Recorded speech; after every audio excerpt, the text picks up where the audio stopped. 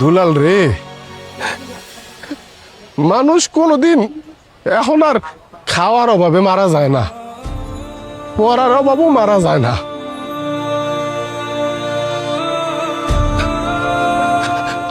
মানুষ মরে আপন জনের আঘাতের দুলাল।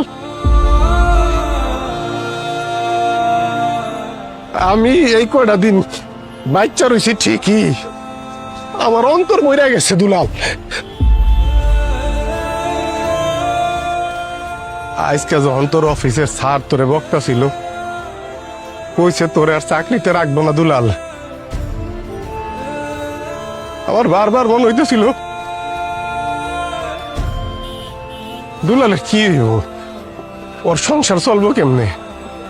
বিশ্বাস কর দুলাল, এই কয়টা দিন আমি দুই চোখের পাতা এক করতে পারি নাই। বারবার চিন্তা করতাম, যে দুলাল রে আমি বড় করছি, ও কি ওর সংসারে সুখে আছে? তো যেই সংসারে আদর, মমতা, ভালোবাসার তুলনায় অর্থ বিত্ত বেশি গুরুত্বপূর্ণ হয়ে উঠে রে দুলাল, ওই সংসারে সুখ থাকে না।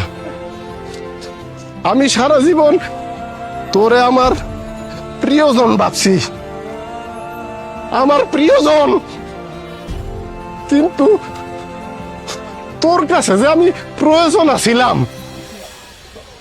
এইটা আমি বুঝি নাই রে ভাই। আমি নাইলে তোর কাছে প্রয়োজনই ছিলাম, একই সাথে কি তুই আমার প্রিয়জন বানাইতে পারতি না? পারতি না দুলাল? যাই হোক, যদি তুই তোর ভুল বুঝাই থাকস, শিক্ষা অর্জন করছস, ওই অনুযায়ী কাজ করিস, দুর্নীতির আশ্রয় নিস না কারো কথা শুই না। আর যতই তোরে কই যে দূরে যা দূরে যা, এই যে ভিতরে যে মনটা, ওইটা আমার লোকে বিদ্রোহ করে, কয় যে না ওরে ওরে ওরে বুকে চড়ায় ধরো, মনে থাকবো, আর কোনো করবি না তো, কষ্ট দিবি না তো।